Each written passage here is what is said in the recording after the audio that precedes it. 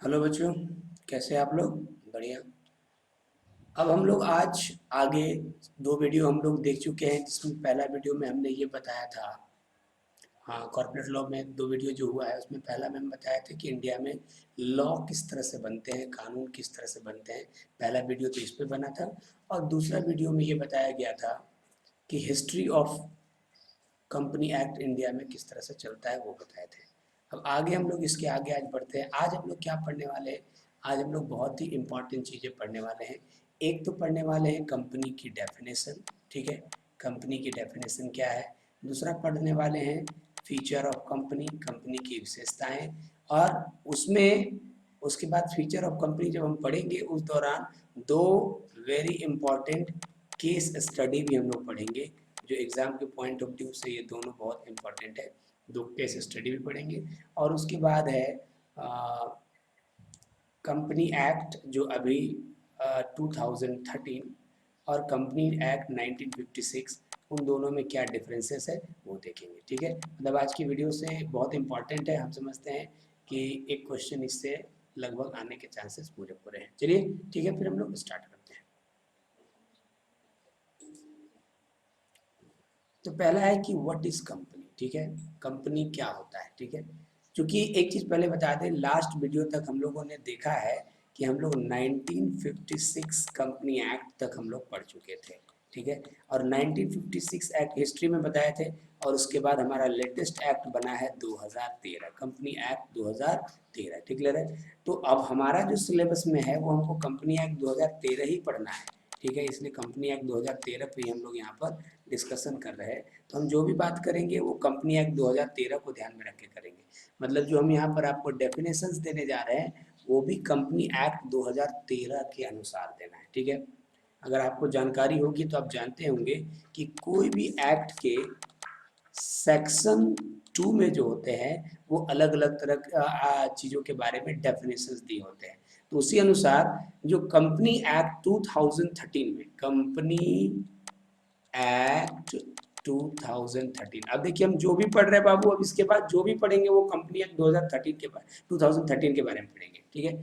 तो company act 2013 के section 2 sub section 20, ठीक है, सेक्शन 2 सब सेक्शन 20 के अनुसार, ठीक है, as per the section 2 sub section 20 of the company act 2013, company means, देखिए ध्यान दीजिए, कंपनी मीन्स है ना, a company which is incorporated under this act और any other previous company law, ठीक है। देखिए सबसे पहला एक नंबर के लिए क्वेश्चन यहाँ से ये अराइज होगा कि कंपनी एक्ट 2013 के किस सेक्शन में कंपनी डिफाइंड है, ठीक है। तो भाई याद रखना पड़ेगा कि सेक्शन 2 सब सेक्शन 20 में कंपनी का डेफिनेशन दिया हुआ है, ठीक क्लियर है। और क्या डेफिनेशन है, मेरी बात समझिए। यहाँ पर बोल रहा है कि एज पर कंपनी एक्ट 2002 सब section 20 of the company act 2013, company means the company incorporated, incorporated को आप रजिस्टर्ड भी कह सकते हैं, ठीक है। कंपनी जो क्या हो, जो कि स्थापना हुआ है, इनकॉर्पोरेशन माने स्थापना होना या रजिस्ट्रेशन होना, अंडर दिस एक्ट और एनी अदर प्रीवियस एक्ट, है ना।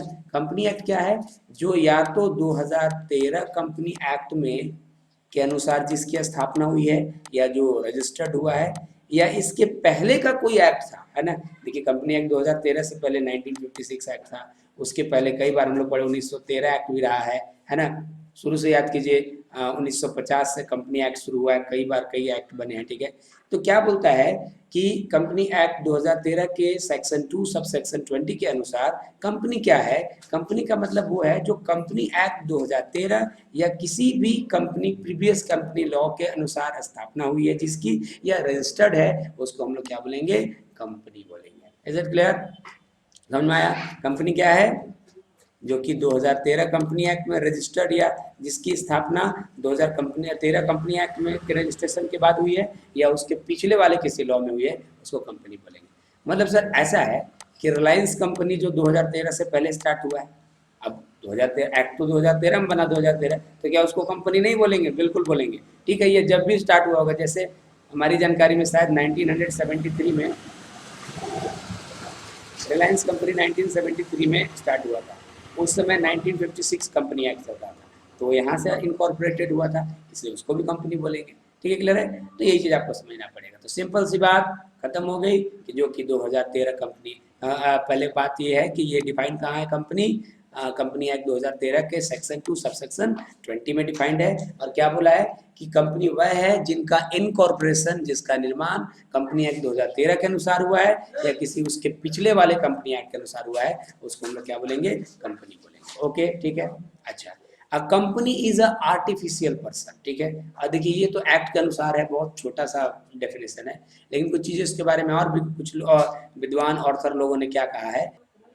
चलिए हम लोग दूसरे डेफिनेशन को देखते हैं। तो दूसरा डेफिनेशन क्या था, company has an artificial person.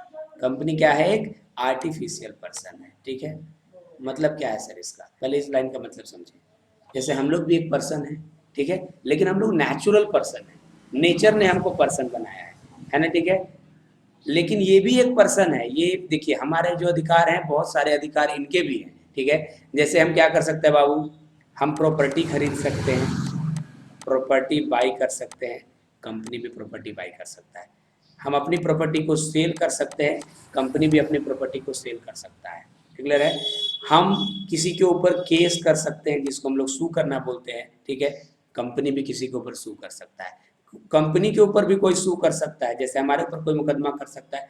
तो मतलब उनको एक है, मेरे सिंपल समझिए, कंपनी भी एक पर्सन के तरह से है, लेकिन नेचुरल पर्सन नहीं है, बल्कि वो आर्टिफिशियल पर्सन है। ठीक है, क्रिएटेड बाय लॉ। जैसे हम लोग को क्रिएट करने वाला कौन है सर, हम लोगों को क्रिएट करने वाला हमारा गॉड है। ठीक है, इसको हमारे भगवान ने बनाया, गॉड ने बनाया, अल्लाह जो भी बोलते हैं, ठीक है, उन्होंने बनाया। उसी तरह से इन्होंने क्या किया, इसको किसने क्रिएट किया है, लॉ ने किया है। इसको किसी भगवान ने नहीं बनाया, नेचर ने नहीं बनाया, ठीक है, इसको लॉ ने बनाया है। ठीक है, जिसका सेपरेट लीगल एंटिटी है, जिसका सेपरेट अलग पहचान है। ठीक है, पूरे डिटेल में लग जानेंगे। और परपेचुअल सक्सेशन, इसका मतलब है कि भाई कोई आए कोई जाए, है ना, ये कंपनी है, कोई शेयर होल्डर नया आए, कोई पुराना छोड़ के जाए, कोई डायरेक्टर नया आए, डायरेक्टर छोड़ के जाए, ये परपेचुअल मतलब ये लगातार चलते रहता है। ठीक है, तो कंपनी क्या है, कंपनी एक आर्टिफिशियल पर्सन है, जिस आर्टिफिशियल समझते हैं, पर्सन है लेकिन नेचुरल नहीं बल्कि आर्टिफिशियल पर्सन है, क्रिएटेड बाय लॉ, जिसकी स्थापना लॉ के द्वारा हुई है,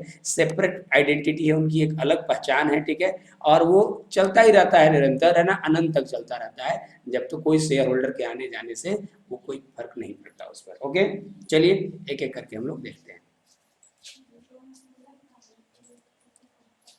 इसके बाद हम लोग आज पढ़ने वाले हैं कैरेक्टरिस्टिक्स ऑफ द कंपनी, मतलब कंपनी की विशेषताएं। देखिए क्या बोलता है यहाँ पर, सुनिएगा। A company has an entity has many distinct feature, है ना, कंपनी में बहुत सारी उनकी विशेषताएं हैं। ठीक है, अलग अलग तरह के, विच टुगेदर मेक द यूनिक, है ना, जो कि ऑर्गेनाइजेशन, इस जो कि ऑर्गेनाइजेशन को, कंपनी को एक अलग औरों से अलग बनाता है, यूनिक बनाता है। ठीक है, उसमें से कुछ इंपॉर्टेंट ही है। तो देखिए फिर बात समझिएगा, कंपनी की कई विशेषताएं हैं जो और ऑर्गेनाइजेशन से इसको क्या बनाता है, अलग बनाता है। ठीक है, और सभी ऑर्गेनाइजेशन के कंपेयर में इनको क्या करता है, अलग बनाता है। उसमें से कुछ इंपॉर्टेंट हमारे सामने, चलिए एक एक करके देखते हैं। पहला क्या है, separate legal entity, separate legal entity, very important point है ना। ठीक है, ये बहुत ही इंपॉर्टेंट पॉइंट है, सेपरेट। सेपरेट का मतलब अलग, अलग होना। तो पहली बात है, कंपनी अलग है ना, ठीक है, कंपनी अलग है। ठीक है, किससे अलग है, देखिए पहले इसमें क्या बोला है, पहले हम पढ़ लेते हैं।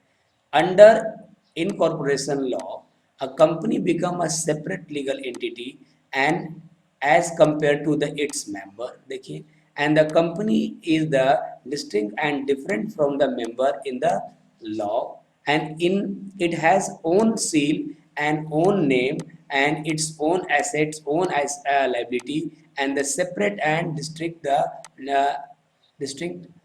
from these members, are it's capable to owing the property, incurred debts, borrowing money, employ people, ठीक है, having the bank account, entering into the contract, suing and being sued by them. Very important point, ध्यान दीजिए।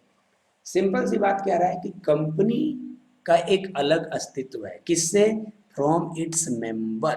Member का मतलब क्या हुआ, ठीक है, मेंबर का अर्थ क्या हुआ, ध्यान दीजिए, मेंबर का मतलब हुआ इसके शेयर होल्डर्स। ध्यान दीजिए, ये है रिलायंस लिमिटेड, ठीक है। और ये हैं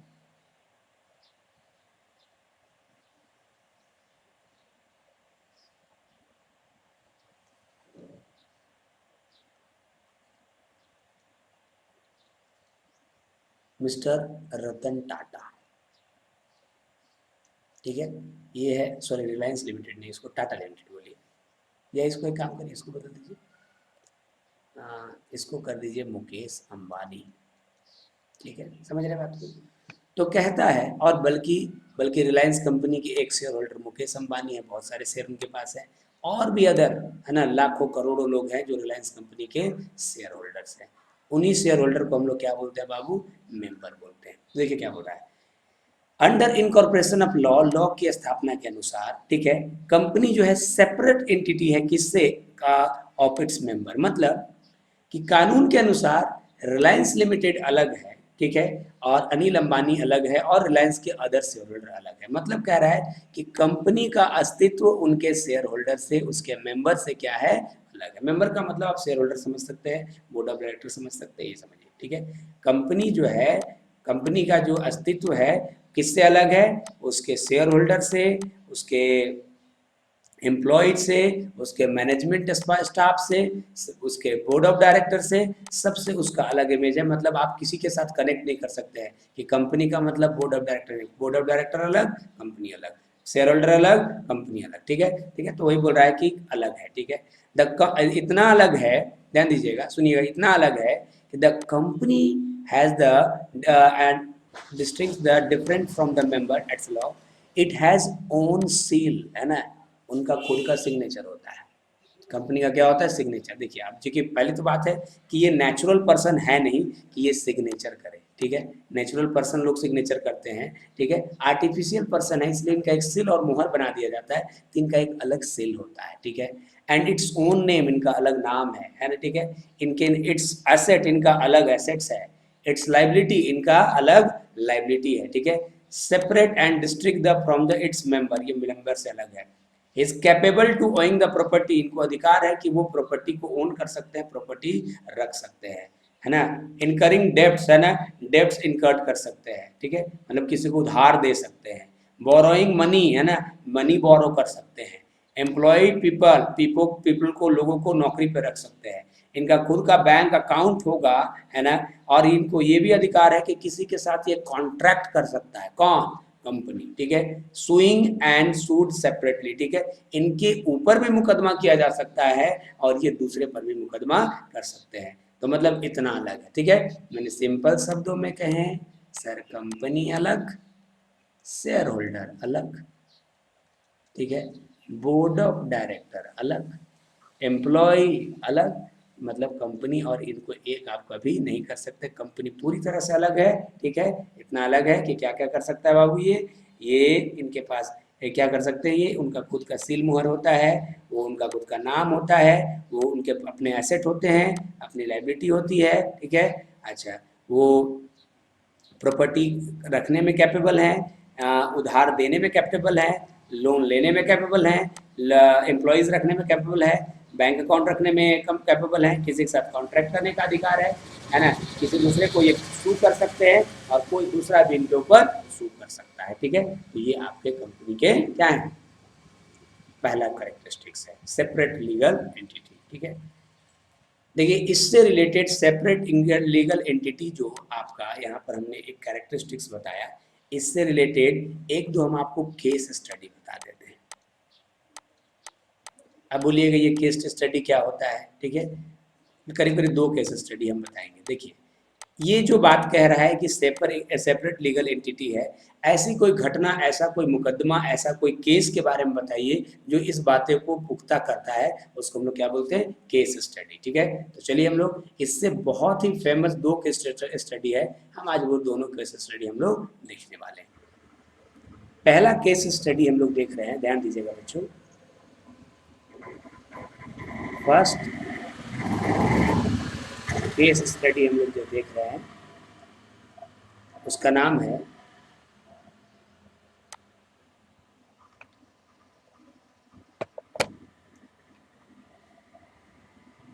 सैलमन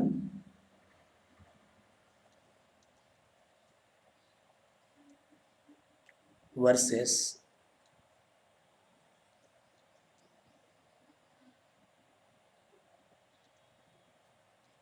सलोमन कंपनी लिमिटेड। ये बहुत फेमस केस है, सीए में भी कई बार ये पूछा जा चुका है। देखिए सेपरेट लीगल एंटिटी से रिलेटेड है ये, आइए हम लोग बात करते हैं क्या है इसमें। देखिए क्या कह रहा है कि फैक्ट क्या है केस का। देखिए पहले तो पहला है कि एक सोल प्रोप्राइटर था, एक सोल प्रोप्राइटर था। इसका क्या नाम था बाबू, क्या चीज में बिजनेस करता था वो बिजनेस करता था शू बिजनेस करते थे, जूते का व्यापार करते थे, जिसका नाम था किसका, मिस्टर सेलोमन। ठीक है, मिस्टर सोलोमन नाम का एक व्यक्ति थे, ठीक है, जो कि एक सोल प्रोप्राइटर थे और जूते का व्यापार करते थे। अच्छी बात है। आगे चल के क्या हुआ, इन्होंने एक कंपनी फॉर्म किया, है ना। इन्होंने क्या किया, इनकॉर्पोरेटेड अ कंपनी, ठीक है, जिसका नाम क्या दिया इन्होंने, नाम दिया सलोमन कंपनी लिमिटेड। आप इसका मतलब समझ जाइएगा, क्लियर, ठीक है। अच्छा देखिए पहले ये सोल प्रोप्राइटर थे, अब उन्होंने बाद में क्या किया, एक कंपनी फॉर्म किया, इस कंपनी का क्या नाम रखा उन्होंने, सलोमन कंपनी लिमिटेड। चलिए अच्छी बात है। अच्छा तीसरा काम क्या हुआ, जो जब उन्होंने कंपनी बनाया तो ये जो सोल प्रोप्राइटरशिप था, इसके पूरे एसेट और लाइबिलिटी को इसको बेच दिया, क्लियर है। तो तीसरा काम क्या हो गया, all assets and liability of sole proprietorship were sold to Salomon company limited, को उन्होंने क्या कर दिया, बेच दिया। ठीक है सर, बेच दिया, है ना। और बदले में क्या लिया, पैसा भी लिया, एट परचेज कंसिडरेशन, पीसी, है ना। परचेज कंसिडरेशन बोलते हैं, जो कि इन रिटर्न्स जो मिलता है, अब अपना पूरा एसेट कंपनी को दे दे रहा है, तो उसको परचेज कंसिडरेशन के तौर पे क्या मिला, 38,000 पाउंड मिला, 38,000 पाउंड। पाउंड का ये सिंबल होता है, ठीक है। एक सेकेंड आप लिख दे रहे हैं, कितने में बेचा इन्होंने, 38,000 पाउंड में, ठीक है। उतने का, और उतने का क्या ले लिया इन्होंने, शेयर्स ले लिया होगा, ठीक है। अच्छा चलिए सही बात है ना। मतलब इतने में पूरा अपना पार्टनरशिप फर्म का जितना एसेट लाइबिलिटी था वो कंपनी को बेच दिया, और बदले में वहां से 38,000 पाउंड ले लिया, और यानी उतने का क्या ले लिया, शेयर्स ले लिया। अच्छी बात है। अब इस कंपनी में कौन कौन थे, देखिए ध्यान दीजिएगा, कंपनी के मेंबर कौन कौन थे, कंपनी के मेंबर यानी शेयर होल्डर, ठीक है। ध्यान दीजिए कौन कौन थे। पहला, खुद मिस्टर एंड मिस सलोमन,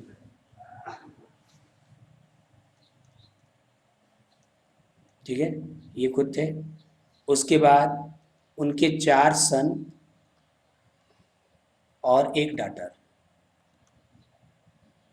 ये सभी क्या थे, इस कंपनी के मेंबर थे यानी शेयर होल्डर थे। मेरी बात समझिएगा, ठीक है। अच्छा इस कंपनी के डायरेक्टर कौन बने,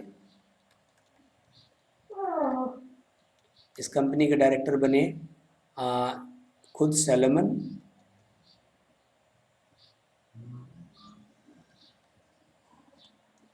एंड 1 सन, और उनका एक बेटा।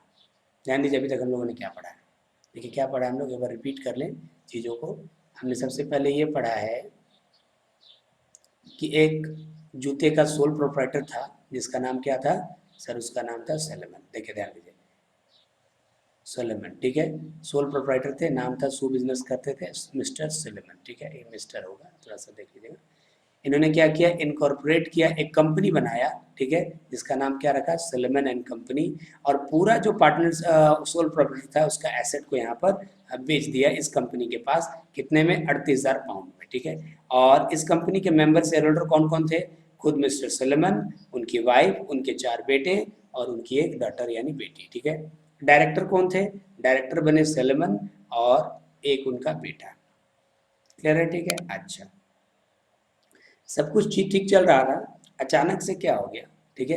अच्छा बीच में और भी एक चीज क्या हुआ इनके बीच, ठीक है, कि इन्होंने मिस्टर सलेमन ने फर्म को कंपनी को लोन दिया, लोन टू कंपनी, और वो भी किस तरह का लोन दिया, सिक्योर्ड नेचर का लोन। कितना रुपया सर, 10,000 पाउंड, बीच में 10K पाउंड इधर है, ठीक है। बीच में क्या हो गया, पहले से तो सेलेमन शेयर होल्डर थे ही, उनके पास मोस्ट शेयर, मेजोरिटी शेयर उन्हीं के पास थे, ठीक है। अच्छा, उसके बाद इन्होंने 10,000 पाउंड जो है कंपनी को क्या दिया, एज अ लोन दिया, ठीक है, अच्छी बात है। तो अब एक तरह से कंपनी के कंपनी के लिए की तरफ समझिए, तो कंपनी से इनको पैसा भी लेना था 10,000, यानी कंपनी के लिए लोन हो गया इस मिस्टर सलमान। अब बात आगे चल के क्या हुआ कि कंपनी इंसॉल्वेंट हो गई, कंपनी बिकम इंसॉल्वेंट, है ना, कंपनी दिवालिया हो गई। तो आप लोग को एक बात पहले थोड़ा सा बता दें, आप लोग अगर पढ़े होंगे अकाउंट्स में तो ठीक है, नहीं पढ़ेंगे तो समझिए, जब कंपनी बंद होती है तो पहले पैसा डिवेंचर को लौटाया जाता है, फिर पैसा शेयर होल्डर को लौटाया जाता है। ये एक नॉर्मल सा बात आप समझ लीजिए, आप लोग पढ़े होंगे, ठीक है। अच्छा, उसमें भी डिवेंचर एक तरह का लोन है, तो लोन में भी पहले सिक्योर्ड को और फिर बाद में अनसिक्योर्ड, ठीक है। याद रखिएगा, जब कंपनी कभी भी बंद होती है बच्चों, तो पहले पैसा डेब्ट्स का लौटाया जाता है, बाद में इक्विटी का लौटाया जाता है, शेयर होल्डर का, ठीक है। और डेब्ट्स में भी पहले सिक्योर डेब्ट्स का, फिर अनसिक्योर डेब्ट्स का, इस तरह करके ये प्रोसेस चलता है, ठीक है।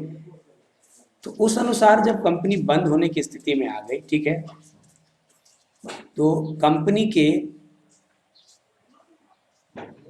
एसेट से रियलाइज हुआ ओनली 6,000 पाउंड, याद करिए। और लाइबिलिटी तो बहुत सारे थे, उसमें से 10,000 पाउंड तो क्या था, पहले तो सिक्योर्ड लाइबिलिटी ही था, जो कि मिस्टर सलेमन को ही देना था। तो कंपनी बंद होने समय क्या किया मिस्टर सलेमन ने, वो एसेट बेच के जो 6,000 पाउंड आया, ठीक है, एसेट मान लीजिए बेचा गया कंपनी बंद होते समय, तो 6,000 पाउंड रियलाइज हुआ। तो वो 6,000 पाउंड क्या किया, मिस्टर सलेमन ने खुद रख लिया। बोला कि भैया प्रोसेस ये है कि पहले पेमेंट किसको मिलता है, पहले डिवेंचर होल्डर को मिलता है, और वो भी सिक्योर्ड को, है ना। तो डिवेंचर हमारे पास है तो हम ही सिक्योर है, मेरे तो 10,000 का डिवेंचर है, लेकिन 6,000 तो हमारा 6,000 पाउंड ही यहाँ से रियलाइज हो रहा हुआ, हम रख लेंगे। तो यहीं से एक विवाद हो गया, क्लियर है, समझ में आ गया बाबू। इन्होंने क्या किया कि पहले आप उनके पास 6,000 पाउंड था कंपनी बंद करते समय, तो सबसे पहले डिवेंचर को पेमेंट करना होता है, सिक्योर्ड लोन को, तो डिवेंचर एक सिक्योर्ड लोन ही होता है, तो उन्होंने खुद ही रख लिया 6,000 पाउंड, क्लियर, ठीक है, समझ में आ रहा बात को। तो बाकी के अनसिक्योर्ड क्रेडिटर का कहना था कि आप ऐसा नहीं कर सकते, ठीक है, क्योंकि आप डिवेंचर होल्डर होते, पूरा पैसा रख ले रहे हैं, लेकिन आप ही तो कंपनी के ओनर भी हैं, कंपनी का ओनर कौन है, आप ही हैं, मेजोरिटी शेयर आप ही के पास है, ठीक है। तो आप पहले पैसा कैसे रख सकते हैं, देखिए नॉर्मल प्रॉब्लम क्या है, सोलेमन जो है ये कह के पैसा पहले रख रहा था कि हम डिवेंचर होल्डर हैं, है ना, और मेरे पास सिक्योर्ड लोन है, उसका पैसा हम 6,000 रख रहे हैं, ठीक है। और अनसिक्योर्ड क्रेडिटर्स क्या कहते हैं कि वो कह रहे हैं कि नहीं, आप तो शेयर होल्डर हैं, आपके पास तो कंपनी के, आप कंपनी स्टार्ट करने वाले आप, है ना, कंपनी के मोस्ट शेयर आपके, कंपनी के बोर्ड ऑफ डायरेक्टर आप, ठीक है, तो आप पहले पैसा कैसे रख सकते हैं, ठीक है। आप डिवेंचर नहीं है, आप कंपनी, आप तो कंपनी ही है एक तरह से कहिए, सलेमन जो है आप ही के नाम से कंपनी भी है एक तरह समझ के चलिए, तो आप तो कंपनी ही है, तो कंपनी पैसा कैसे रख सकता है, पहले एक्सटर्नल का पैसा लौटाया जाएगा, यानी पहले अनसिक्योर्ड क्रेडिटर का, ठीक है। फिर से एक बार हम इस पूरे मसले को हम लोग रिपीट करते हैं कि मसला है क्या, उसके बाद हम लोग देखेंगे, ध्यान दीजिएगा, स्टार्टिंग से देखा जाए, ठीक है। क्या बोला गया कि एक सोल प्रोप्राइटर था, सॉरी एक मिनट, एक सेल प्रोप्राइटर था, नाम क्या था उसका बाबू, सलेमन, ठीक है, जो कि शू का बिजनेस करता था, मिस्टर सलेमन, ठीक है। उन्होंने क्या किया, एक कंपनी बनाया, नाम क्या था कंपनी का, सलेमन एंड कंपनी, ठीक है, चलिए सर, ठीक है। उन्होंने क्या किया, उसमें सभी एसेट और लाइबिलिटी को उस कंपनी में ट्रांसफर कर दिया, सोल प्रोप्राइटर वाला, ठीक है, और उसके बदले में वो 38,000 परचेज कंसिडरेशन के तौर पर ले लिया, ठीक है, परचेज कंसिडरेशन मतलब था रिटर्न में, बदले में, ठीक है। अच्छा, और उतने का शेयर लिया होगा। कंपनी के मेंबर कौन थे, सबसे पहले सबसे बड़ा मेंबर खुद मिस्टर सलेमन, है ना, उनकी वाइफ कुछ मेंबर, उनके कुछ बेटे, 4 बेटे मेंबर, और उनकी एक बेटी मेंबर, ठीक है। और डायरेक्टर कौन थे, डायरेक्टर मिस्टर सलेमन और उनका एक बेटा, ठीक है। अब क्या हुआ कि बीच में उस कंपनी को कुछ फंड की जरूरत पड़ी, लोन लेने की जरूरत पड़ी, ठीक है, तो उन्होंने डिबेंचर इशू किया, तो डिबेंचर भी क्या किया, मिस्टर सलमन ने खुद ही खरीद लिया, ठीक है, 10,000 पाउंड का, ठीक है। और बाद में कंपनी क्या हुआ कि बंद होने लगा, तो कंपनी जब बंद होता है तो पहले होता है क्रेडिटर का पेमेंट, ठीक है, उसमें भी क्रेडिटर में भी अगर आप जाएं तो पहले सिक्योर्ड क्रेडिटर, ठीक है, फिर अनसिक्योर्ड क्रेडिटर, और फिर शेयर होल्डर की बारी आती है, ठीक है, यही नियम होता है। तो भाई डिबेंचर के बारे में आप लोग जानते हो कि वो सिक्योर्ड क्रेडिटर है, तो 10,000 रुपीज सिक्योर्ड क्रेडिटर था, लेकिन कंपनी के पास ओनली 6,000 मान लीजिए पाउंड, मान लीजिए क्या था ही 6,000 पाउंड बचा एसेट्स वगैरह बेच के, तो उन्होंने क्या किया, वो पैसा खुद ही रख लिया सलेमन ने कि हम ही तो डिबेंचर होल्डर है कंपनी के, खुद रख लिया। तो अब जो अनसिक्योर्ड क्रेडिटर वाले लोग हैं वो लोग क्या कह रहे हैं कि नहीं, आप पैसा कैसे रख सकते हैं, ठीक है, आप डिबेंचर होल्डर हैं लेकिन साथ में आप कंपनी के नाम, कंपनी का नाम आपके नाम पर, कंपनी के इनकॉर्पोरेट करने वाले व्यक्ति आप, ठीक है, कंपनी के बोर्ड ऑफ डायरेक्टर आप, ठीक है, कंपनी के लार्जेस्ट शेयर होल्डर आप, ठीक है, सब कुछ तो आप है, ठीक है, तो आप कुल मिला के हम क्यों ना कहें कि आप ही कंपनी है, ठीक है, तो आप ही अपना पैसा कैसे रख सकते हैं, पहले बाहरी का पेमेंट करिए, ये कहना था उनका, ठीक है, समझ में आ गया, तो ये यहाँ पर विवाद था, ठीक है। अब विवाद था तो देखिए इसका कोर्ट ने, न्यायालय ने क्या फैसला सुनाया, कोर्ट का वर्डिक्स क्या आया, या डिसीजन कहिए, कोर्ट ने क्या बोला, कोर्ट ने वही, देखिए अभी जो हम लोग पढ़ रहे थे सेपरेट लीगल एंटिटी, तो ये कॉन्सेप्ट कोर्ट ने बोला कि नहीं, ठीक है, सलमन एंड कंपनी अलग है और सलमन अलग है, ठीक है, आप कंपनी और इसको एक नहीं मान सकते, ठीक है, वही जो हमारा डेफिनेशन में होता है, ठीक है, company is the separate legal entity thus the secure creditor will be the paid first, क्या सिंपल बोल दिया, कंपनी का एक सेपरेट लीगल एंटिटी है, कंपनी और owner are both are the different, share holder अलग हैं, ठीक है, नाम हो नहीं हो वो मैटर नहीं है, कंपनी अलग, कंपनी के बोर्ड ऑफ डायरेक्टर अलग, कंपनी के शेयर होल्डर अलग, तो कंपनी के डिवेंचर होल्डर अलग, आप एक नहीं मान सकते, इसलिए जो पहले का रूल बना हुआ है कि सिक्योर्ड क्रेडिटर का पहले पेमेंट होगा तो वो सही है, इसलिए सलमन को ही पहले पैसा मिलेगा। ये बहुत फेमस केस है, किसके बारे में, किस चीज़ से रिलेटेड है ये, सर ये रिलेटेड है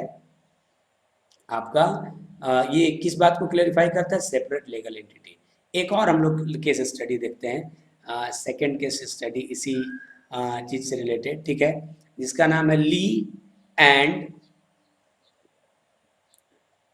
ली versus Lee versus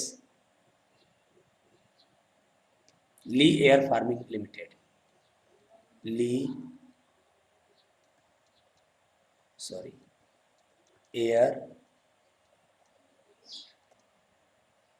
farming limited, ठीक है, ये केस क्या है, देखिए इसको भी हम लोग समझते हैं पूरा डिटेल में तो समझ आ जाएगा हम लोग को, Lee versus Lee farming limited.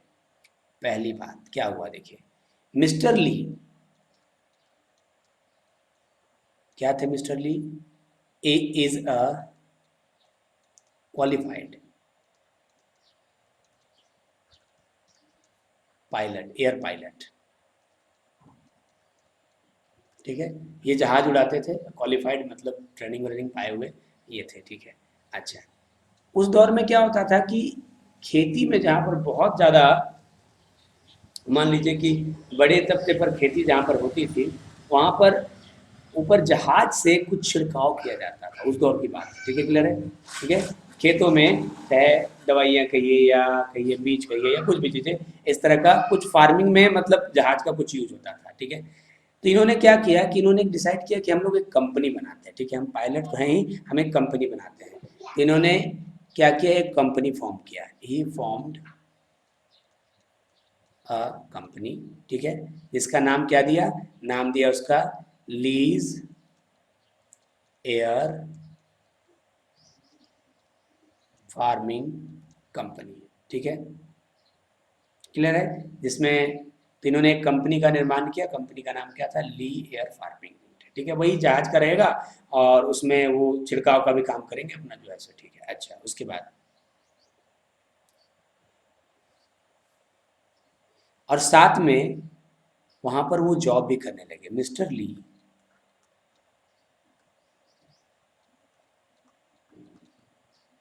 Join job as senior pilot in this company.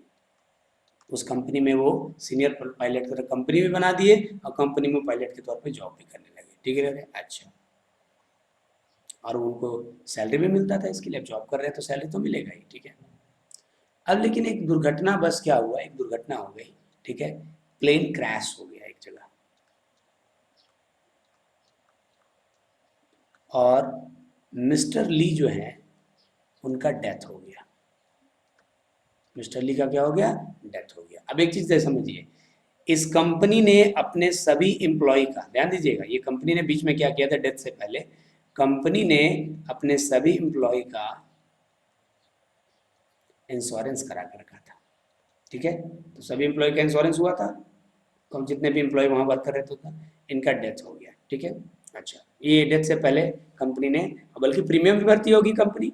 अच्छा, आगे देखिए क्या हुआ। अब बोल रहा है कि इनकी वाइफ जो है, हिज विडो, इनकी विधवा है ना, ने इनको क्लेम किया।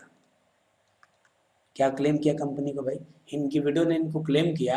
क्या क्लेम किया सुनिएगा यहाँ पर, ये क्लेम इस कंपनी को आके क्लेम किया कि भाई हमको 2400 पाउंड क्या दिया जाए, कॉम्पनसेशन दिया जाए।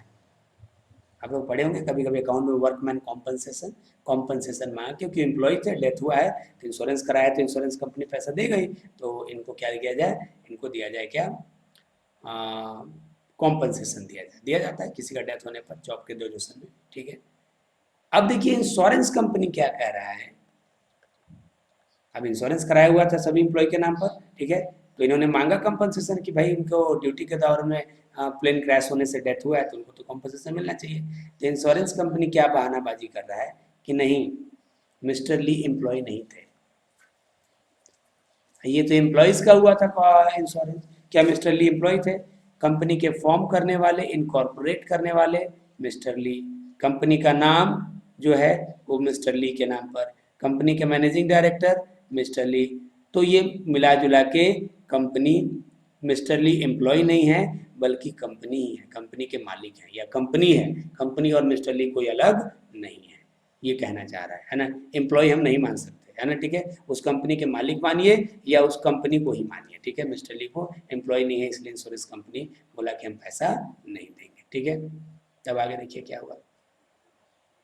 तब कोर्ट ने क्या वर्डिक्ट दिया कि नहीं, वही फिर वही सेपरेट लीगल एंटिटी का कॉन्सेप्ट लाते हुए बोला नहीं, है ना, ये जो ली एंड ली फार्मिंग कंपनी और मिस्टर ली अलग हैं। ठीक है, आप एक नहीं कर सकते, वो भले ही स्थापित किए, उनके पास ज़्यादा नंबर ऑफ शेयर है। ठीक है, वो कंपनी के मैनेजिंग डायरेक्टर हो, लेकिन इनको एक नहीं माना जा सकता, इसलिए आपको ये बल्कि एम्प्लॉय है, इनको अलग ट्रीट करना पड़ेगा, इसलिए इनको इंश्योरेंस क्लेम का पैसा यानी कॉम्पनसेशन का पैसा 2400 पाउंड क्या करना पड़ेगा, देना पड़ेगा। बार बार देखिए हर जज के वर्डिक्स में लास्ट में क्या कह रहा है कि कंपनी और मिस्टर जो इसके शेयर होल्डर डायरेक्टर जो भी हैं वो दोनों अलग हैं, एक नहीं मानिए, कंपनी नहीं मरा है। ठीक है, कंपनी का ये कौन मरा है यहाँ पर, एक एम्प्लॉय मरा है, ऐसे मानते हुए इसको देना पड़ेगा।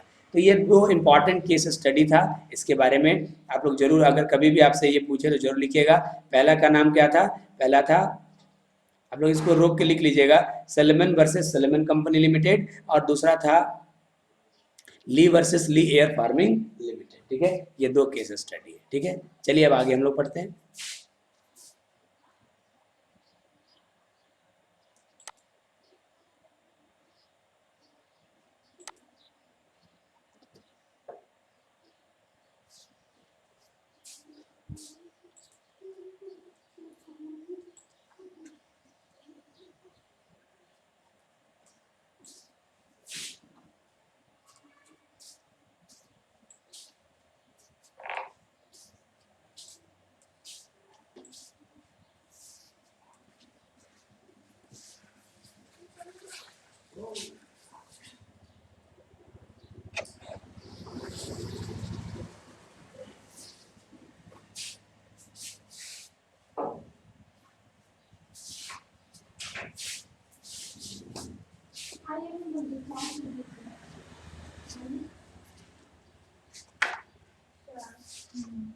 कैसे लाइन क्या है बैठी अंदर ले जाना था।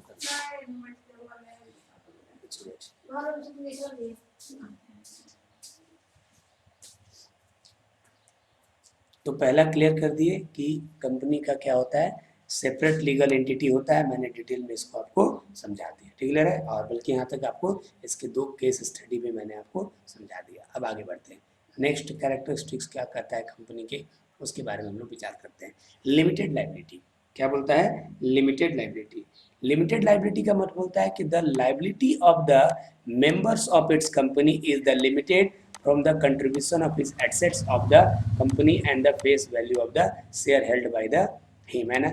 A member is liable to pay only the, देखिए बहुत इंपॉर्टेंट बात, only the uncalled money due on the share held by him, and if the SSC of the firm has not sufficient to pay the liability of the firm, the creditor cannot force to the partners to make good and difficult from their personal assets, ठीक है।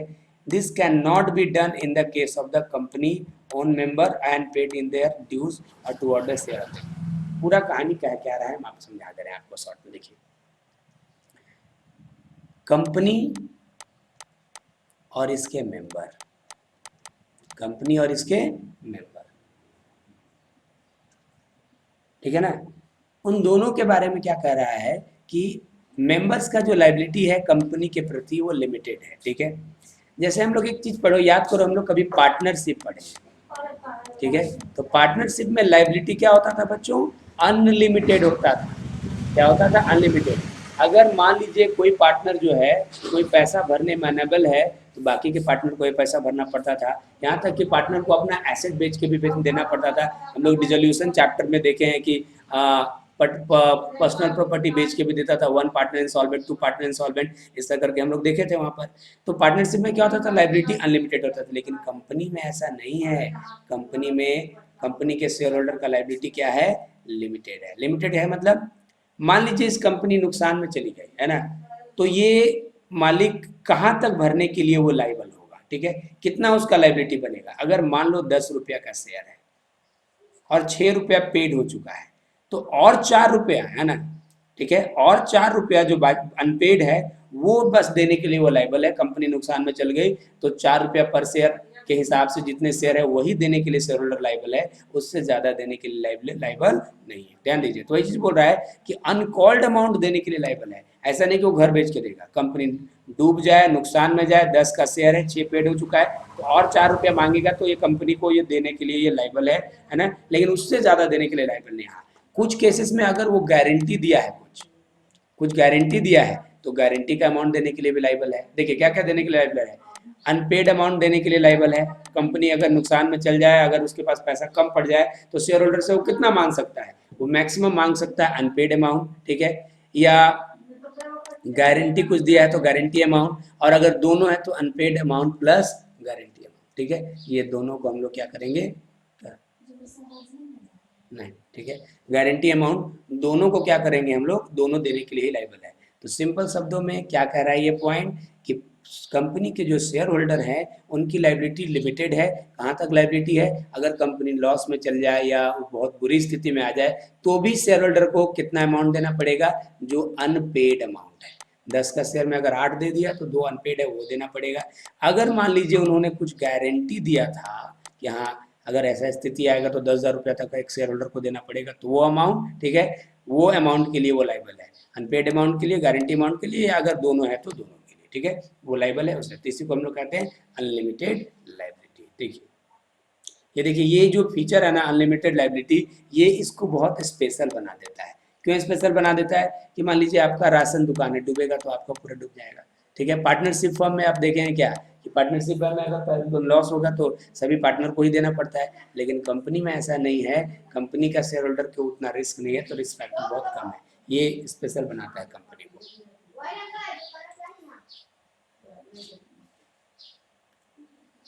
Next जो हमारे सामने है characteristics, वो है perpetual succession, है ना। इसका मतलब होता है निरंतर चलते रहना, ठीक है।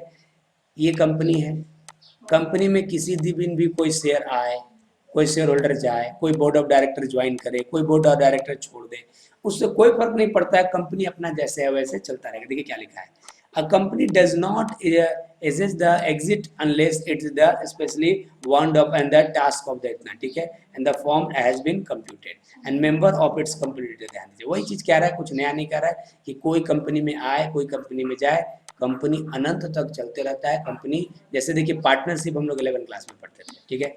अब मान लो पार्टनरशिप में क्या होता था कि एक पार्टनर आता था तो पूरा अकाउंटिंग हमको बदलना पड़ता था, एक पार्टनर का रिटायरमेंट होता था, पूरा अकाउंटिंग में कितना बदलाव करना पड़ता था।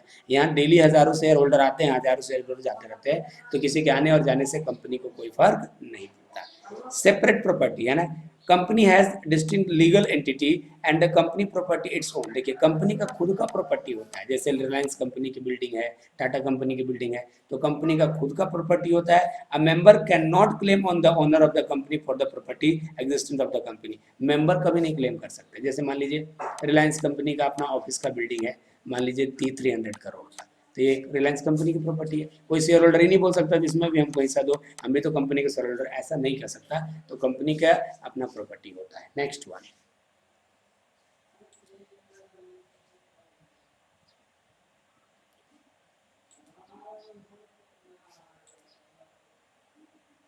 देखिए ट्रांसफरेबिलिटी ऑफ शेयर, ठीक है, share of company are freely to transfer subject to the certain condition such that no shareholder is permanently or necessarily wedded to the company, or where a member transfer his share to the another person, the transfer free step into the uh, shoes of the transfer and the acquire the right of the transfer request to the this share। देखिए simple शब्दों में क्या कर रहा है, transfer of share मतलब है company में ऐसा है कि शेयर को फ्रीली कोई किसी को कभी भी बेच सकता है, कोई किसी से शेयर क्या कर सकता है, खरीद सकता है, ठीक है।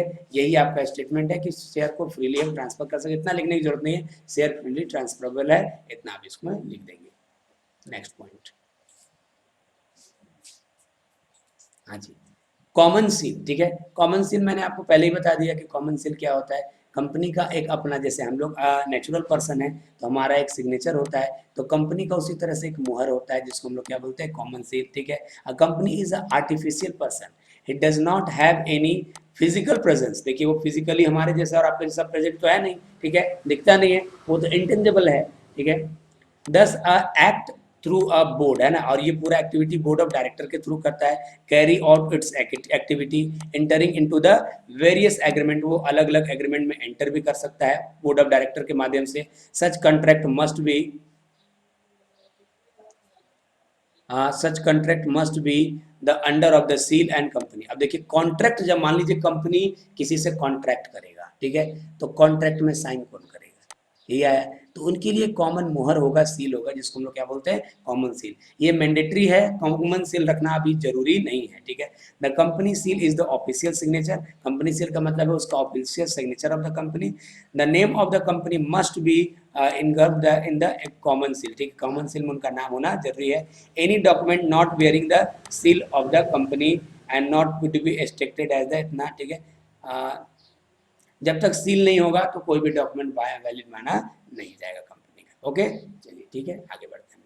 तो कॉमन कंपनी का कॉमन सील होता है, मतलब सिग्नेचर जैसा उनका मुहर होता है। Capacity to sue and being sued है ना, कंपनी अगर चाहे तो किसी के ऊपर सू यानी मुकदमा कर सकता है, अगर कोई चाहे तो कंपनी के ऊपर मुकदमा कर सकता है। मान लीजिए कंपनी के साथ कोई पर्सन ने फ्रॉड कर दिया, कोई कस्टमर ने पेमेंट देने से मना कर दिया उस कंपनी का सामान खरीद करके, तो कंपनी अपने नाम से कि वो कंपनी का केस किया वो सू कर सकता है। या मान लीजिए कंपनी ने किसी के साथ चीट कर दिया तो कोई दूसरा उस कंपनी के नाम पर भी सू कर सकता है। कंपनी कैन बी सू है ना, और बी सूड और its own name of the, ठीक है आगे बढ़िए। Separate management, the company is administrator and the manage by its member. तो कंपनी कौन मैनेज करता है, उसको एडमिनिस्ट्रेटर और मैनेजमेंट करते हैं, मैनेजरियल पर्सन लोग करते हैं। द बोर्ड ऑफ डायरेक्टर, जिसको हम लोग क्या बोलते हैं, board of director. shareholder are the simply the holder of the share in the company and need not to necessarily to manage the company, ठीक है, वो सिर्फ शेयर होल्डर होते हैं, जरूरी नहीं है कि शेयर होल्डर ही कंपनी के एमडी बने, कोई अलग के भी लोग व्यक्ति बन सकते हैं, ठीक है आगे बढ़े। लेकिन जनरली वही बनते हैं। वन शेयर वन वोट, ठीक है, इसमें बहुत डिटेल जानने की जरूरत नहीं है। The principal of the voting in the company, one share one vote, ठीक है, एक शेयर का एक वोट वैल्यू होता है। If a person has 10 share he can 10 vote in the company, ठीक है, कोई भी मेजर डिसीजन में वोटिंग होता है तो अगर आपके पास 10 शेयर तो 10 वोट आपका होगा। This is and the distinct in the voting principle of the company, ठीक है। अच्छा, वन मेंबर वन वोट, वही चीज को बता रहा है, कुछ नया नहीं यहाँ पर। अच्छा, ध्यान दीजिए। अब हम लोग आज देखने वाले हैं कंपनी के बीच में, कंपनी देखिए अभी हमारा लेटेस्ट कंपनी एक्ट कौन सा चल रहा है, 2013, इसके प्रीवियस क्या था 1956। तो दोनों में क्या अंतर है, देखिए इसमें कुछ पॉइंट तो आपको समझ में आ जाएगा, कुछ पॉइंट अभी समझ में नहीं आएगा, वो आगे चल के आपको पता चलेगा, ठीक है, हम बताया जाएगा उस बारे में। जैसे फाइनेंशियल ईयर 1956 में फाइनेंशियल ईयर कंपनी कुछ भी रख सकती थी अपनी मर्जी से, ठीक है, लेकिन कंपनी एक्ट 2013 में साफ साफ कहा गया कि फाइनेंशियल ईयर एंडिंग आपको, मतलब फाइनेंशियल ईयर लेके चलना पड़ेगा, मतलब आपका ईयर एंडिंग 31 मार्च होगा, आपका ईयर का मतलब हुआ अप्रैल टू नेक्स्ट मार्च, ऐसा चलेगा। अच्छा, फाइनेंशियल स्टेटमेंट, कंपनी का जो फाइनेंशियल स्टेटमेंट बनता है, पहले वाले में कहाँ बनता था, शेड्यूल 6 में बनता था, अब कंपनी एक्ट 2013 में शेड्यूल 3 में बनता है, ठीक है। अच्छा, पहले जो है बैंकिंग कंपनी जो है कंपनी एक्ट के अनुसार में 10, then in the banking business में और अदर बिजनेस में 20 मेंबर ही अलाउड थे, ठीक है, लेकिन अभी के नियम के अनुसार मैक्सिमम 50 और currently 50, as per the rule subject maximum 50 तक किया जा सकता है, लेकिन प्रेजेंट में कितना है 50 है, ठीक है, अभी इसको भी आप 100 मान के चलिए, क्लियर है, ठीक है, समझ में आ रहा है, मतलब बैंकिंग कंपनी में 10 और बाकी में 20 मेंबर अलाउड थे, लेकिन अब क्या है कि आपको उससे ज़्यादा भी अलाउड है, मतलब 100, अभी 50 अलाउड है, 100 तक इसको बढ़ाने का पावर है। देखिए उसके बाद बोल रहा है कि पहले क्या था कि maximum share holder in the private company, private company में पहले 50 शेयर होल्डर मैक्सिमम हो सकता था, अब बढ़ा के कितना कर दिया गया, 200 शेयर होल्डर। बार बार कह रहे हैं बच्चों, ये क्वेश्चन ये बहुत इंपॉर्टेंट है। पहले जो है 1% की कोई कंपनी नहीं होती थी, ठीक है, एक अब नया कॉन्सेप्ट आया 1% कंपनी, है ना, ओपीसी जिसको शॉर्ट में बोलते हैं, एक नया चीज हमारे 2013 कंपनी एक्ट में बना डाला गया है, जिसको 1% कंपनी के नाम से जानते हैं, नया कॉन्सेप्ट, ठीक है। अच्छा, issue of share of discount, section 79 जो था पहले, वो शेयर को डिस्काउंट पर इशू करने के लिए परमिट करता था, लेकिन अभी जो हमारा 2013 कंपनी एक्ट है उसके सेक्शन 53 के अनुसार आप डिस्काउंट पर शेयर इशू नहीं कर सकते। Section 53 prohibited issue the share at discount, however section 54 permits to issue the share of the employ stock option plan employ at discount. देखिए सिंपल है, पहले वाले नियम में आप डिस्काउंट पर शेयर इशू कर सकते थे सेक्शन 79 के अनुसार, लेकिन अभी वाला में 53 में बोला नहीं कर सकते, लेकिन 66 सेक्शन 54 में ये बोला कि एम्प्लॉय स्टॉक ऑप्शन प्लान में आप डिस्काउंट पर इशू कर सकते हैं, ठीक है। प्रीमियम, ठीक है, पहले क्या था, जो प्रीमियम हम लोग इशू करते हैं, प्रीमियम पर जो आता है, utilisation of security premium reserve was provided in the section इतना, ठीक है। अच्छा, utilisation of the security premium reserve is provided in the section, ये देखिए अलग अलग सेक्शन में चला गया, ये कोई ये हो गया कि कहाँ कहाँ उसका सिक्योरिटी प्रीमियम का उपयोग किन किन चीज़ों के लिए कर सकते हैं। अच्छा, एक और पॉइंट बच गया है, article of association, table A appoint the where the company did not adopt the own article of association, table A में बोला गया था पहले कि अपना कंपनी ये सब पॉइंट एक दो है जो आपको नहीं समझ में आएगा, ये अब आगे पढ़ेंगे तब, तो वो नहीं पहले अपॉइंट नहीं था अलाउ आर्टिकल ऑफ एसोसिएशन बनाने, अब टेबल एफ के अनुसार अलाउड है। ये पॉइंट अभी आप छोड़ ही दें, बस रट लें, अभी आगे डिटेल में जब आगे सेक्शंस पढ़ेंगे तो हम लोग समझ में आ जाएगा। और एक चीज़ है यहाँ, कुछ और डेफिनेशन जो हमको मिला, अच्छा उसको हम लिख दिए। टाइप ऑफ कंपनी, ठीक है, पहले पब्लिक कंपनी होता था, पहले होता था पब्लिक कंपनी प्राइवेट कंपनी, एक नई तरह की कंपनी अब आ गया 1% कंपनी, ठीक है, तो एक ये बड़ा। Maximum number of member in the private company, ठीक है, पहले प्राइवेट कंपनी में मैक्सिमम 50 मेंबर होते थे, अब मैक्सिमम 200 मेंबर का अलाउ किया गया। 1% कंपनी का पहले कोई कॉन्सेप्ट नहीं था, अब एक कंपनी ऐसा कॉन्सेप्ट लाया गया। Commencement of business provision applicable in the public limited company only, commencement of business का ये पॉइंट आपको नहीं समझ में आएगा, इसको छोड़ दीजिए, इतना आप लोग पढ़िए। हम बता रहे हैं कि आप शुरू के 10-12 वीडियो देख लीजिएगा तो मिड सेमेस्टर के लिए आपका इनफ हो जाएगा। ओके, सब लोग इतना देखिए और जरूर पढ़िएगा और इसका नोट्स बनाइएगा और शेयर भी जरूर करिएगा। Okay, thank you.